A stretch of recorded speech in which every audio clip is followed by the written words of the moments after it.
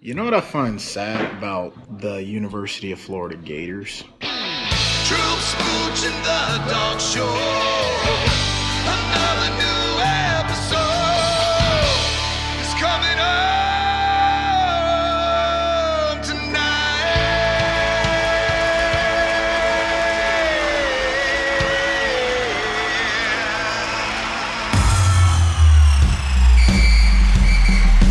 Dog Show. It's the Dog Show.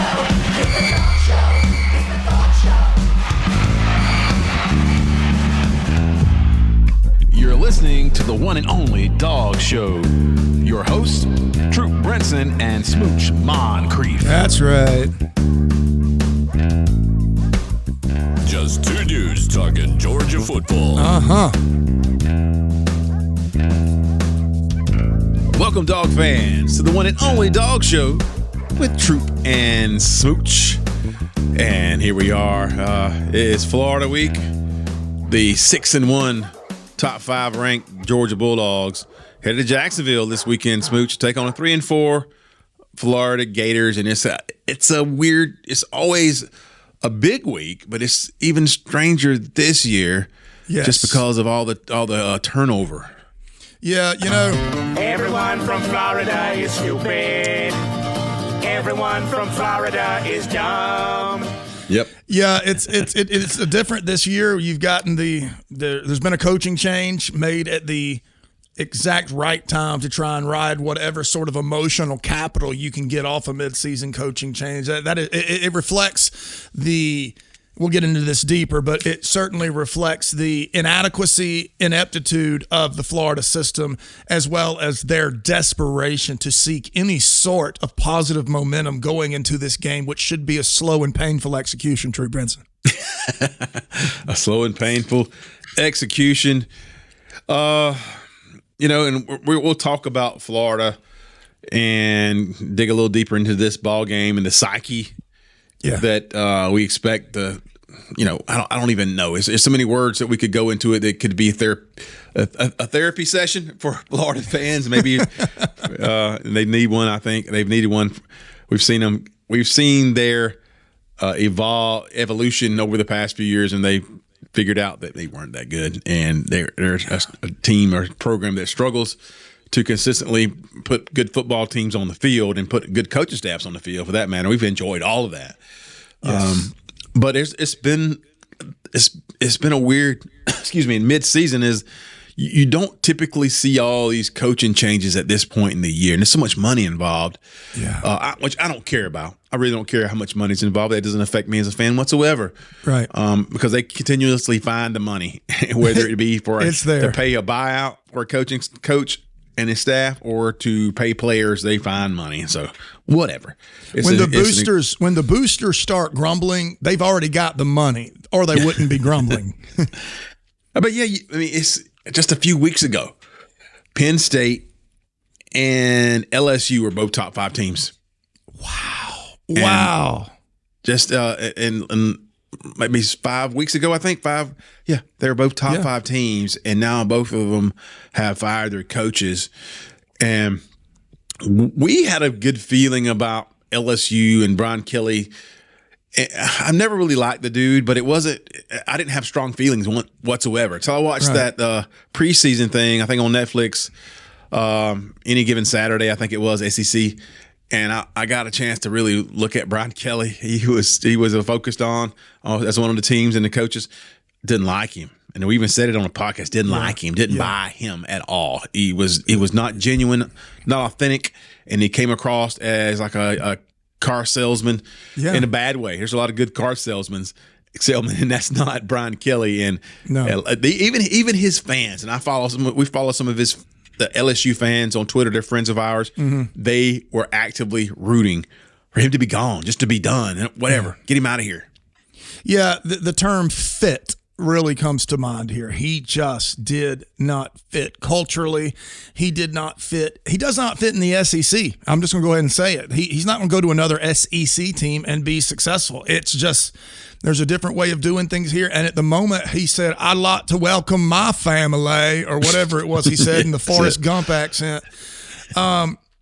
when he did that at that moment, that set off some red flags. And every time he seems to fit less and less, that kind of thing comes up. You know, you got some great moments in there with a stunning Alabama defeat and things like that. But overall, he was not able to sustain any sort of type of excellence. He rolls over on his own coaches. He rolls over on his own players. He just does not have what it takes to be elite in the SEC, simply. It's always about culture. It really is. That's the sustaining force or grounding force is the culture you create. And he was never going to create it. And he's even had past players come out and say, no, he's not the guy. Would you say that show, is it Any Given Saturday? Wasn't that the name of the program? I think so. Would you say that program actually expedited his firing, that it shined the light even brighter on the problems that were there? Because we saw Could be. I mean, in terms of what I felt about him, and obviously we don't have any impact on that, but I always feel like a lot of times if I feel a certain way, I'm representative for a lot of fans. Right. And that's why we do this. Yeah, exactly. Yeah. We're pretty representative. And so, and that all that really does to move forward is to open up a huge coaching opportunity for somebody else. Yeah.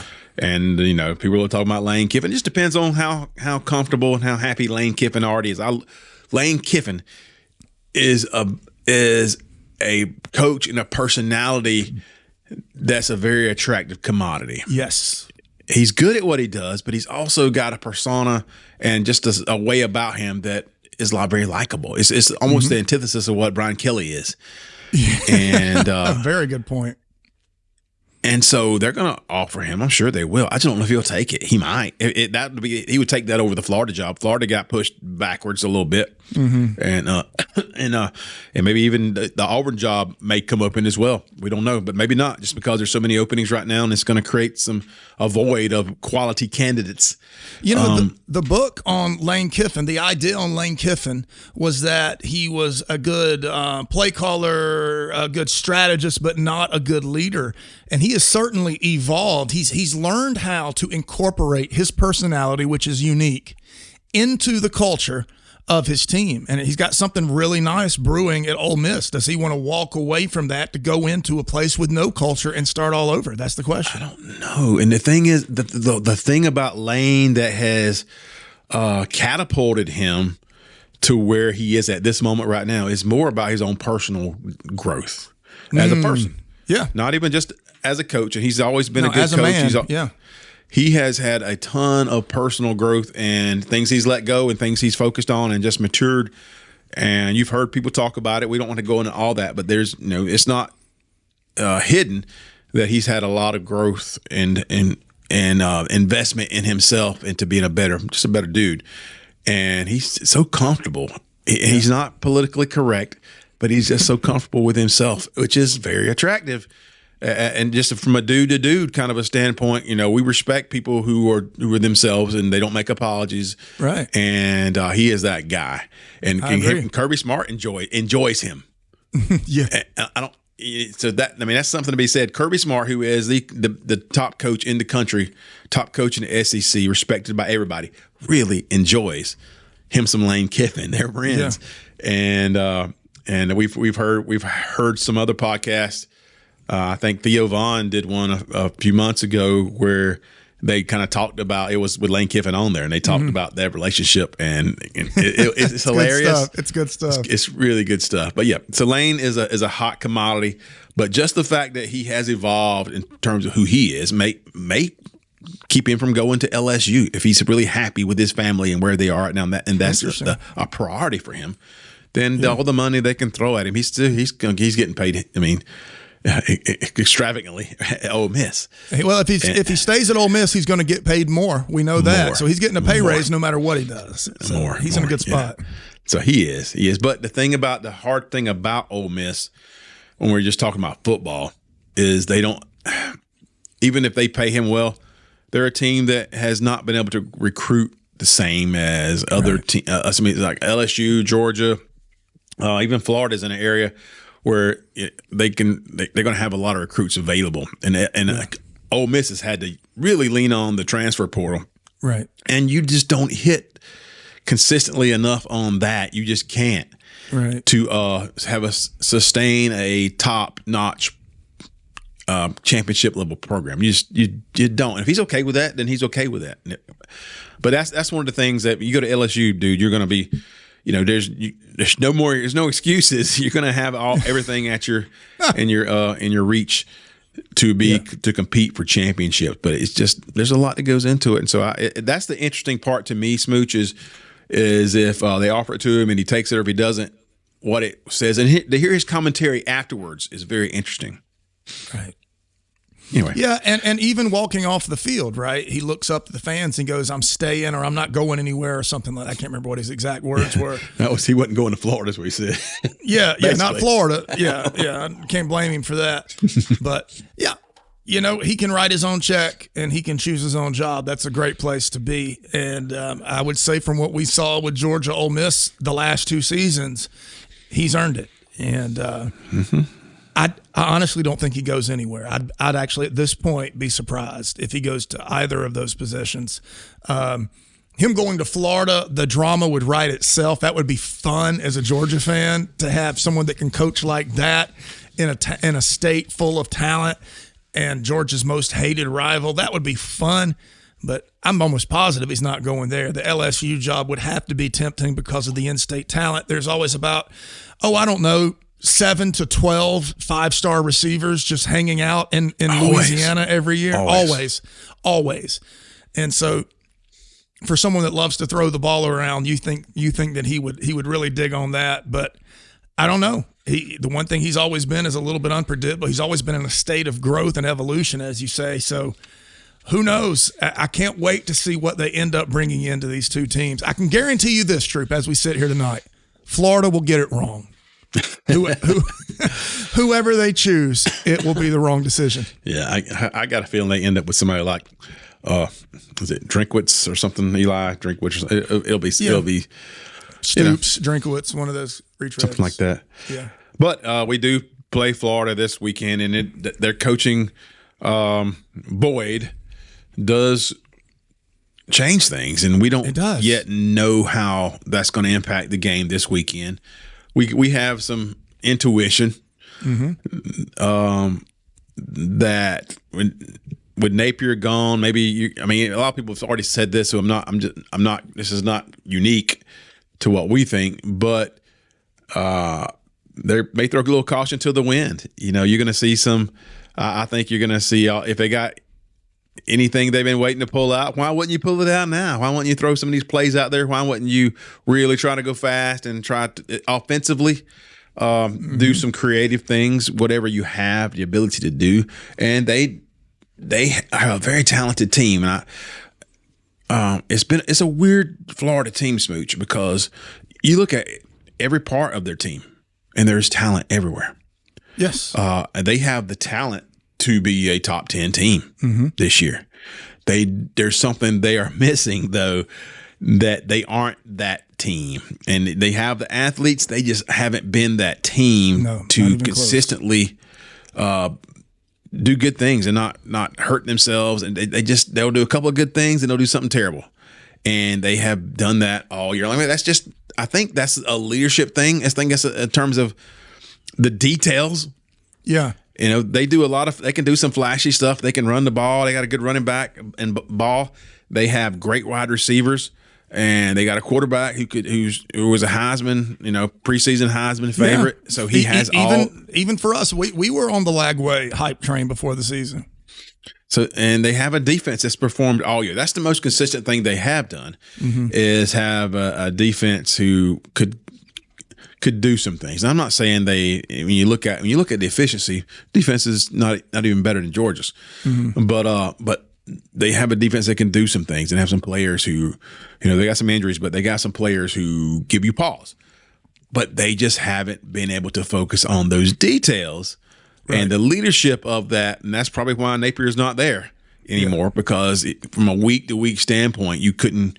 They're not good at those things. They're not. No, absolutely not. And what you've done, this was either a stroke of desperation or a stroke of genius or both. with this firing and the timing and the Georgia-Florida game on the horizon, you have made this the biggest game the Florida Gators have played in 3 years.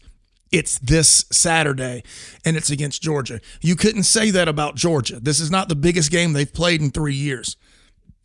But what has happened is a team gets a huge shot in the arm because emotionally they are going to be all over the place going into this game. Maybe you do see in prep for this game an attention to detail that betrays everything that Napier taught them or showed them. You may see it in the short term. Teams in this situation, they tend to come out gangbusters after a major personnel change like they've seen.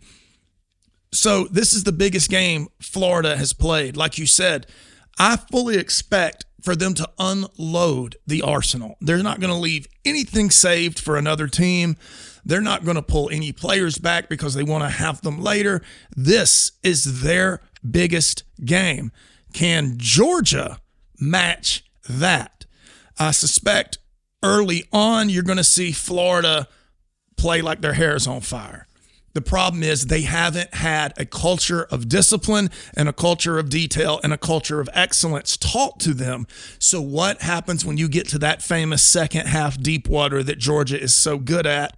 I expect you're going to see an inspired Florida team early turning into the Florida team that we've seen the last few years in the second half. Yeah.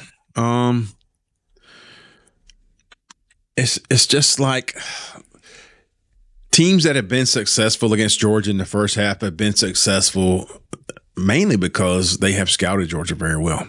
Yeah. Their defense, and they put together a plan that worked for a couple of quarters, maybe a little bit longer for a couple of teams.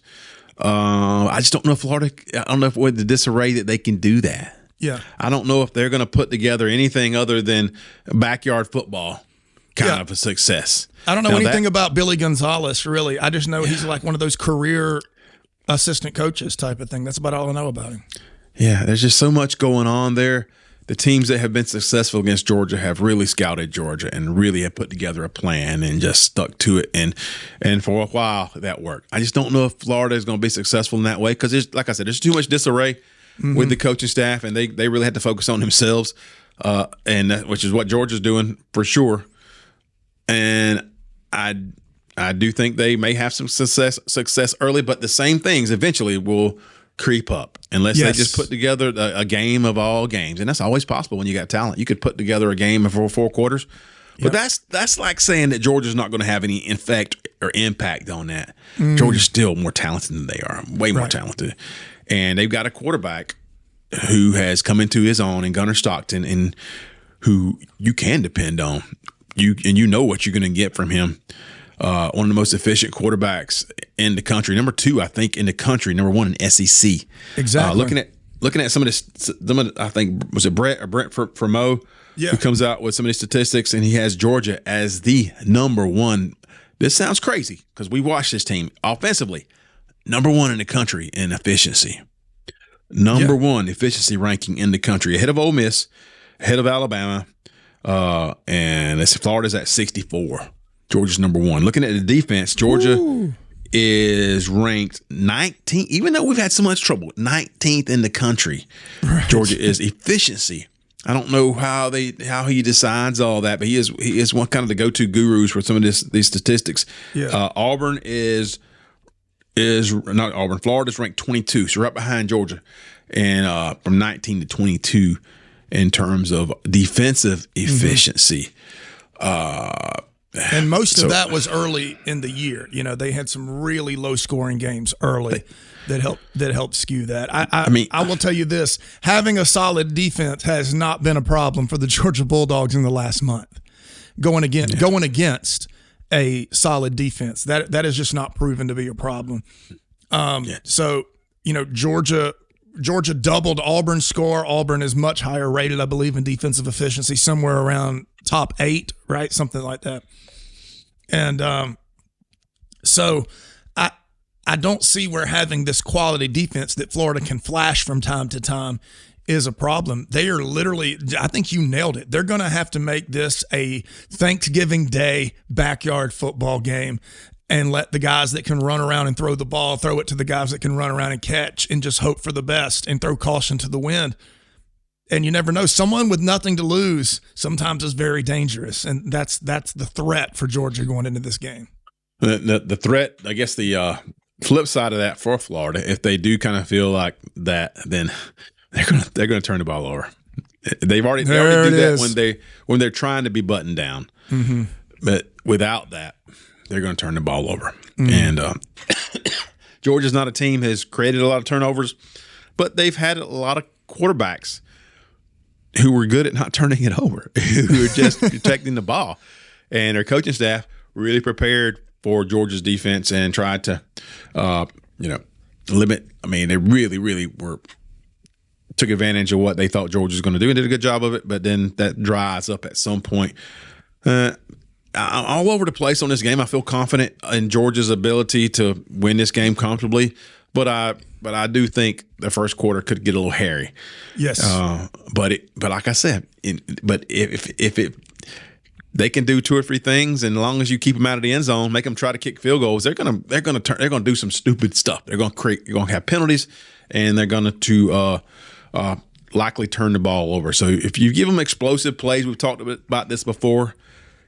It's okay to give up explosive plays here and there. You just don't want them to end in a touchdown. Yeah. Because then the execution is done. You got it. But that last little 10, 15, 20 yards of execution is really tough for most teams. You made me think of something. First, let me play this real quick. You can tell he played for the Gators. He's smoking cigarettes and drinking gallons of tea. There it is. One of the things about this game, we talk about Florida and an emotional edge they may have. Kirby said this after the Ole Miss game. He's never coached a team like this before. A team that can look deep inside their soul and decide there's no way we're losing this game. We're not losing it. Florida hasn't had to do that this year. I'm not sure Florida's capable of doing that. I think Florida can splash early. I think the first quarter, I think they can go to a lead. I really do. I just don't think a team that has never been taught culture and character is suddenly going to develop it in an emotional preparation for a game that's already highly emotional. It's a Georgia-Florida game. You can't get emotional for that, then you can't get emotional for anything. And so Georgia this is the most battle-tested Georgia team we've ever had at this time of the year. This team has faced certain defeat on numerous occasions, and on every one, I guess with the exception of the Alabama game, they have shown up. They showed up for the Alabama game, they just lost. But what my point is they've been to the brink, and they're comfortable there, and they feel as though they have the edge when they're there, Troop. Yeah, and the dogs are hard to kill. And if Kirby Smart will say that to the media, you better believe that he believes that. There and it that is. He's proud of that. Florida is 3-4. Their signature win was against Texas. Won, I think, about 8 points. Beat Texas. Yep. So that's a good win. I mean, that tells you. And Texas is kind of not a great team this year either. Sure. So they were actually very similar to Florida with maybe a little bit better leadership. But yeah, it's going to be interesting, Smooch. It makes me think back to a few years ago where in 2020, Dan Mullen was still there, and they had Kyle Trask, and Kyle Pitts was on that team too, right? Yeah. I think it was both Kyles. Yep. And that's the last time they beat Georgia. After that defeat, and it was a resounding win against the Dogs. Mm-hmm. And after that win, Florida fans were – it was I saw it on social media where they were saying things like, we would not trade – if people pose this question, would you trade Dan Mullen for Kirby Smart? Yeah. And they were like, no. Are you kidding me? No. And they were just kept on harping on that. Even though we are less talented in some areas than Georgia is, because Georgia's been recruiting in the last few years at a very high level, Dan does more with less. He doesn't have to recruit. He doesn't even have to recruit, True. He'll take lesser players, and he's such a better coach than Kirby Smart. It's all about those X's and O's, and he's an expert. Is he coaching for UNLV now? Is that the running Rebs? Is that where he is? I believe something like that.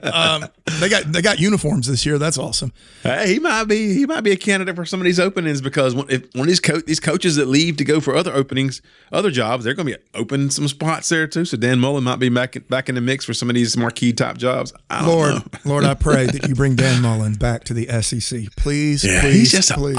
He's an odd egg. He just you guys He are is a he's clown been in the media. show. You haven't seen him in a while, so we forget how odd he was, and just a strange duck. Yeah, I set everything in my life to a soundtrack. Like everything in my life, I've got a song that fits it. That's the reason we do a lot of stuff, like the piece we put out this week with nothing but a good time music in the background of Gunner Stockton throwing the ball because it's fun watching him, right? When I see Dan Mullen, I hear that clown music they used to play at Ringling Brothers. That dun dun dun dun dun dun dun. I hear that in the back. That's my soundtrack for Dan Mullen. It is an unabashed clown show anywhere he goes. And I remember national media saying, in a few years, you won't even know Kirby Smart's name. This is the Dan Mullen era. It had arrived, Troop. So we can look at it now and say, you guys, come on. And it's part of the never-ending ammunition that we have against Florida fans because they remember that and they're like, we were so dumb and we're still dumb and they hate. I don't think they're smart enough to realize how dumb they are. True. Yeah, it does take some level of intelligence. I'd agree with that point. And this game, Smooch, is going to be. I really feel like both teams have defenses who can stop the other offense at times, and they're not going. I don't think either defense is going to get run over. No, both teams have a run attack that has worked here and there. Georgia more consistently, I feel like, but I think that it's going to be more of a. In the end, we will look at the stat line of Gunner Stockton and DJ Lagway, and that will tell you how the game went. That's kind of the way I feel. And both of those can have some good numbers, but it's third down conversions and it's turnovers. Yeah, and oddly enough, I'm rarely surprised at the Vegas betting lines. I don't put a lot of stock in them. I don't gamble a ton, but I do look at them for trends because they have guys on the inside that know even more than the people like us do and the people doing that because there's money involved. They've got this, I believe, what is 7.5? Isn't that right? Georgia's a 7.5 point favorite. And get this though, Troop. The over-under point total for the game between both teams is 50 points. So they're expecting a game they're expecting a 22-27 type of game. I might have just called the score. Who knows? They're expecting a 22-27, something like that in the point total. And that doesn't, watching what Georgia did against Ole Miss and Tennessee, that doesn't feel right to me. So I guess they're counting on the emotional high and the adrenaline dump of the game leading to a little more of a slog. I thought, in my opinion, if Florida wins this game, it's a shootout in the 30s. That's kind of how I see it. I don't see, if you want to go toe-to-toe with Georgia and score 10 points, Georgia's going to do what they did against Auburn. They're going to score 20.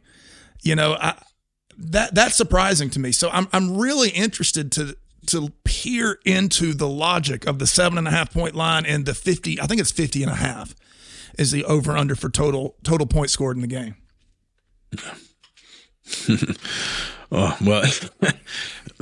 Yeah, I don't really have a good feel for that. I feel like if Georgia wins, they're gonna cover. I think so. Like Georgia wins, they'll cover easily. Yeah, and if Florida wins, it'll be close. It'll be a close game. I mean, that feels like a homer kind of a take. But looking at what's happened this year, it's not a stretch at all in terms of both these teams. They are much different. And if they're going to ride some kind of adrenaline, and how much adrenaline is there to get your coach fired? I don't know. Yeah, maybe some freedom. You feel some freedom. It's that coming together. The world's against us. Our coach is gone. We got to have each other's back, or we don't have any. That's the kind of thing that takes over. Maybe. Temporarily, just for a little while. Yeah, but the thing that they've been missing all year is what they'll be missing Saturday too. Attention to detail. Yeah. and consistency. Those things don't magically improve when you lose your head coach. They don't. No. You may feel better in practice. You may feel like, okay, I've got a new lease on life. This coach, we love him, and we're essentially, this is we're playing for our jobs next year. In front of the country. Yeah. I don't know. It may be liberating in some ways, but what the issues you have all season are still going to be there. And just because your head coach, whether he was overbearing, I don't think he was. I think Dan Napier was a good dude, but those problems are still going to be there. And with the transfer portal being such an easily accessible thing now, you may have some players that have already decided to leave that are starting in this game. That's quite possible, knowing they're not going to be here next year. So what are they digging down and playing for, really? Yeah. So you have that side of it, too. Yeah, I agree. That's a good point. They're going obviously. There's players like that on every team. There's going to be even more for a team that's just lost their head coach, and especially if they were team Napier kind of dudes, they'd be like, "I'm not staying here." It's just uncertainty. We suck, first of all, and there's a lot of uncertainty going forward. And it's time to I can go get paid somewhere else. And there's enough good athletes who are going to think that once you do that, once that creeps into your brain as a player, man, yeah. Some of these games are going to get away from you. I can see it happening. And we talk about how, both teams have a bye week. Both teams always have a bye week before the Florida-Georgia game. It lets you know how important it is. Great time of the year for Georgia, too. And they've been able to get healthier.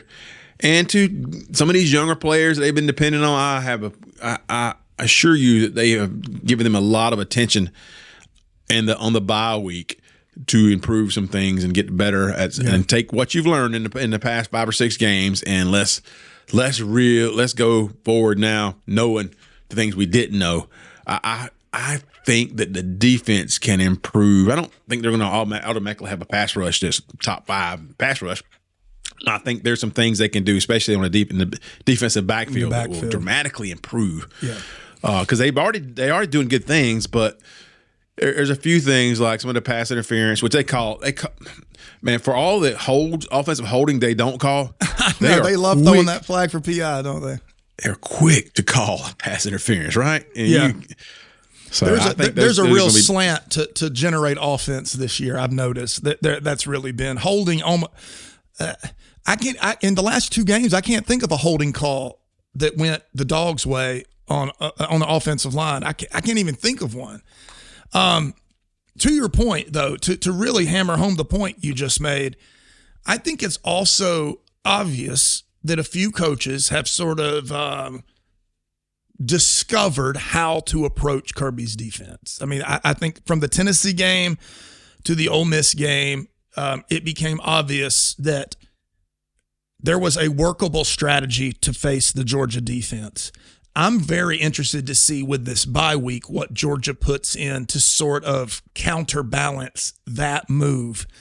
And so what defensive strategies they will be employing, what they've changed, what they're tweaking, those types of things are really interesting to me because I knew they would wait till a bye week. You're not going to change anything midweek. You dance with who brung you, right?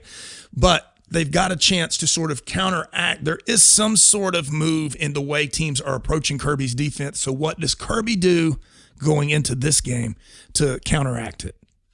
Well, we mentioned this, I think, a week or so ago when questions were asked. We were asking questions about our defense, and I pointed out I thought there was 3 things.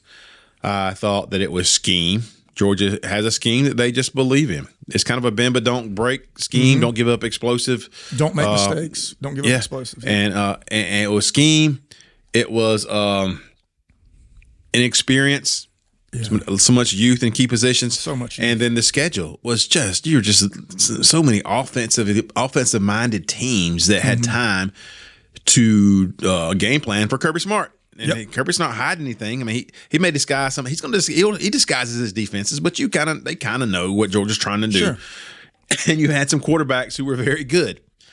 Give credit to the quarterbacks Georgia has seen this year to just pick them apart. There's no quarterback when you look at some of the top 3 quarterbacks we've seen in the SEC this year. Trinidad Chambliss, Ty Simpson, Joey Aguilar. Yes. One of them's going to win the Heisman, by the way. I'll say that right now. Yeah, I believe it. Yeah. And so we'll give a little bit of credit to that. And Josh Heupel, he's got a lot of issues, but not as many as a team like Florida. He's had issues in the past, just trying to win to take that next step. But does he score points? Yep. Yeah. Does Lane Kiffin score points? Oh, yep. Yeah. Oh, yeah. And is Alabama's offense one of the most efficient offenses with a Heisman Trophy leading candidate in Ty Simpson, putting up good offense? Yep. And so give the guy some credit. And Georgia's youth, that schedule has not done Georgia any benefits. And that even though Georgia's going to play some better defenses in the second half, the offenses are not as scary as we've seen in the first That's a good point. half. And then you're going to have Georgia, I anticipate, getting better defensively just because of that, and just because of some of those young guys that they've had to depend on are going to kind of leap forward and play better. And I feel as good about Georgia's offense as I have all season. Gunnar Stockton has grown and grown and gotten better and added to his repertoire. And you saw how much more effective he is with the offensive line getting healthy. And those guys went through their struggles, but man, they look good lately. They have. They've looked great lately. And the some things that sometimes are not coachable for quarterbacks seem to be coachable for Gunnar. Well, let me explain what I mean. You may see a player come into the NFL and they'll say, this guy makes one read and then tucks the ball and runs. That's the knock on him. He can't play quarterback. Gunnar came into this season as that type of quarterback, and we have seen him not only go to a second, third, and fourth read, one that he hit for a touchdown in the last game, but also tucking the ball, escaping pressure, and then looking downfield, delivering the ball, and making a improvisational play to a receiver rather than trying to eke out 2 or 3 yards to avoid a sack. We've seen that growth in a few games. That has to be hugely encouraging for Georgia fans, because some quarterbacks are just the way they are, and they're always the way they are. We've seen Gunnar get better every single week of the season, and I am hugely confident in this offense. It used to be we go into a game and I'm like, well, we've got this defense. As long as we've got this defense, we're in every game. I feel that way about the offense right now. Yeah. I do worry a little bit about if we aren't able to harass Lagway, that he could be his most effective. Right. Because he does get a little pressure. He throws the ball across the grain in the middle of the field late. He'll do some things like that. And he'll throw some passes where he's not really on balance, and it just leads to some issues where the ball is not as accurate. But he has all the talent. He's got freakish arm talent. I think that leads to his interceptions, to be honest with you. I watched some of the film guy Brooks Austin today, and he made a point that was very interesting to me, that Florida and Texas run very similar offenses. He said you can almost – he didn't say this, but I was watching and I was like, you can almost prepare for both teams. I mean, there's some things they'll do differently, but they're still kind of centered along some of the same schemes and what they want to try to do. And so Georgia's looking down the road where they have Texas on November 15th. Then both of these teams are very similar in some aspects. Yeah. And Georgia's had 2 weeks. Yeah. I think it does make it a little different when you have a coaching change, but Georgia's spent a lot of time on getting better. They still go. I mean, Florida can't recreate or reinvent themselves. They won't in 2 weeks. They won't. They'll be doing a lot of the same things that they've been doing all year in terms of their play calls, and they may throw some wrinkles out there and some trick plays, but how much is that? They got some receivers that are dangerous now. I'll tell you, Dallas Wilson is a guy who scares me. He's just a freshman, I think.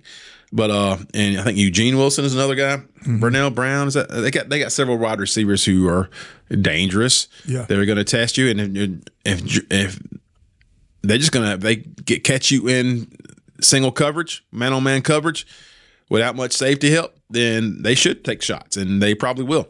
Yeah. And that's it's incumbent upon those young guys to make plays, and hopefully we start seeing some growth where they can not just, because a lot of times right now, Smooch, we're doing two things. We're hoping they get in the way and they are in phase and make it difficult for a catch and completion, hopefully, and then we're hoping there's not a penalty. We haven't moved on to the next phase of being able to find the ball and to go get create it. A turnover. Yeah, that's what we look for that. 100%. I really think this game comes down to guys like Bolden. This is in the past where we saw guys like Javon Bullard step up from that center field position where a guy appears that he may have a step on a corner, the quarterback throws a pass, safety comes over, takes away the ball. That's the type of defensive play we're going to need in this game because they're going to take their shots. When you got a guy that throw it like Lagway, and you've got defensive pass interference like you get against the Dogs, you got to throw it down the field. You're almost guaranteed 15, even if it's incomplete, because they're going to throw the flag. So we're going to see it. What we need is takeaways. I think you said this in the pre-show, and you've already said it once tonight. Takeaways turn this from a rivalry game that could be close to a beatdown if Georgia can get the takeaways. Yeah. Yeah, we haven't seen a game like that. It seems like forever. I can't recall the last game that Georgia just has so many takeaways that it just flipped the game. So that would be nice. Excuse me. I'm feeling. I feel like Georgia covers. I'm looking at something like a 34-17 type game. That's just a feel. I think Georgia's going to be efficient. They've been efficient all year. You're going to see what these teams do, and they're going to get a couple turnovers. And but if you can make Florida have to kick field goals, that's a win. That's a win because the longer you have this team under your thumb, the cracks are going to show. Yeah, there's a reason they got 4 losses this year, and they haven't competed against. Yeah. And I think Florida comes apart in this game. That's my prediction. I think we're looking at least 31-10. I think Florida, though, like you said, early on they make some noise, but I just this Dogs team, it's almost better that they haven't been dominating these other teams. They've been playing these close games. They're just so comfortable and they're so hardened because of it. Even though their youth puts them in precarious situations, I just don't see Florida having the gravitas to handle a 4-quarter football game. I think it's close at halftime, and I think Georgia pulls away. You might be looking at 10-10 at halftime, something like that, and Georgia just runs away in the second half. That's the feel I have going into it, that Florida has to come apart late in the game. I hope so. I hope it's not one of those games that we look back and was like, how did that happen? But we've done that a few times already. Yeah, right? But it's just like Georgia hasn't had those games very often in the past 4 or 5 years under Kirby Smart. They haven't. They find a way to win these games, even if they're tighter than the fans want them to be. Right. Georgia finds a way to win these games, and I really don't think this is going to be one of those games where you're biting your nails in the 4th quarter. I just don't. No, I just don't. It's a little scary looking at the roster and the potential of just looking at on paper the players that they do have. What they're rolling, but they just aren't the team. Georgia's played some really good teams this year. Yeah, this is not a good team, and so that gives me alleviates a little bit of my stress. I'm going to enjoy it. We're going to enjoy it. We got other games on tap. I'm interested to see the Vandy and Texas game.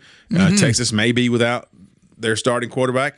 Arch is in the concussion protocol right now. I haven't heard if they're going to let him play or not. And he probably shouldn't have played the end of that game last weekend, where they came back and they put themselves in a bad spot against Mississippi State and came back and won that game. It's ridiculous. But you also got Tennessee, Oklahoma. That'll be a good one. Tennessee, Oklahoma is going to be good. I don't think that Tennessee's going to score. That's what Tennessee does. And I think that Oklahoma's defense is somewhat impressive, but they just can't.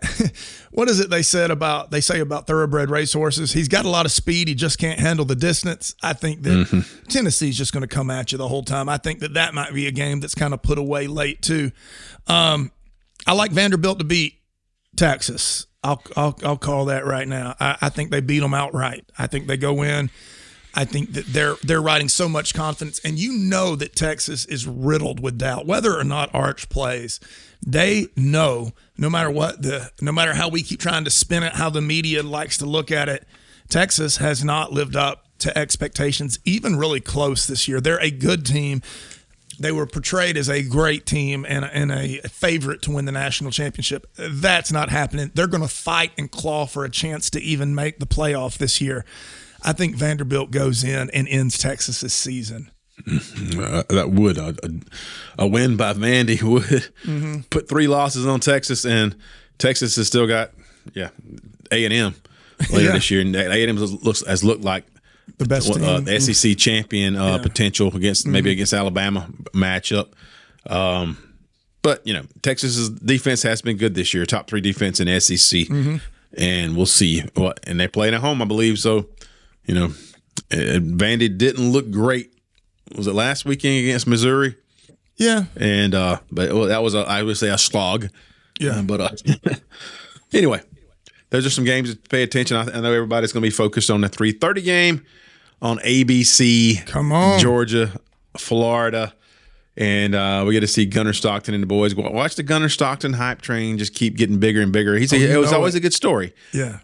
But now that he's kind of put his stamp on this team, and people are starting to see he's actually really good. Yeah. Then keep putting together big games, and he's only thrown 1 interception this year, and so his efficiency with this running game as well is through the roof, and he's one of the best in the country at that. I think right behind is it the kid out of USC? Anyway, he's one of the top. He's number 2, I think, in the country in terms of efficiency. So he's just doing a lot of good things to help a team win, help you stay on the field, convert third downs. He's doing it all. He's not making any mistakes at all. He's not perfect, and his trajectory is up. A lot of these other quarterbacks that you would look at, they either plateaued, they had big games early in the season. Gunnar is getting better and better and better, just doing what he's asked to do and getting better and better. And that is so rare. Guys, the improvements that Gunnar's made in a month are not normal for a quarterback. They're just not. He has the ability to receive coaching, take it, apply it, and get better and better. I have no idea where the ceiling is, but we're not at it yet. I can't wait to watch. It feels a lot better when you do feel like your offense is performing at their peak right now. Maybe playing Ole Miss kind of helped that, but it doesn't matter. Yeah, that was kind of a growth. Georgia has shown the growth offensively. Even the week before was Auburn. We only scored 20 points, and almost all of that was in the second half. But you like seeing the development of this team, and we're gonna have to replace Kobe Young, but there's so many receivers to do it, and so I think Georgia's going to use their tight ends more. And that's a good point. 9 receptions last week against Ole Miss for their tight ends, and those are weapons. And we've been waiting to see those guys come out there and flex a little bit, and that's what they did. It's not many teams have the talent Georgia has at tight end, so we can use those guys, and those are tough yards. They get tough yards. They make catches in tight windows and then get extra yards. That's kind of what Kobe Young was doing. Right. So looking forward to that. Love it. But that's all I got, Smooch. We had a week off, and so the anxiety will be back this weekend, this Saturday. Yes, for the Georgia-Florida game. We're gonna have a big day and cook some good food because Halloween's the night before. So we'll see. What are you going as for Halloween this year? No, I'm not doing anything. I'm just cooking some. I'm cooking some chili and some dogs and stuff like that, That sounds nice. Serving some trick-or-treaters, I guess. Yeah, it's supposed to rain here, so I'm hoping it doesn't. We've got a really great neighborhood for trick-or-treating, but good. I think that the rain may slow it down a little bit, but, who cares? Yep, Georgia's next day. We'll get back to you Saturday afternoon, hopefully with a rapid reaction from another Dawgs victory. As we in a stretch run right now, can't wait for it, Dawgs. Have been moving up top 5 right now, and third in the SEC, I think it is. So come on. We just want to stay right there. We're okay with that. Just get better every week. What Kirby Smart says, keep getting better. These dogs are definitely hard to kill. 100%. But we'll talk to you soon for our Smooch Moncrief This is Troop Brinson saying so long. We'll see you soon. It sucks to be the Florida Gators. Yes, it sucks to be the Florida Gators. This is the Dog Show with Troop and Smooch. It's the dog show. It's the dog show. It's the dog show. It's the dog show.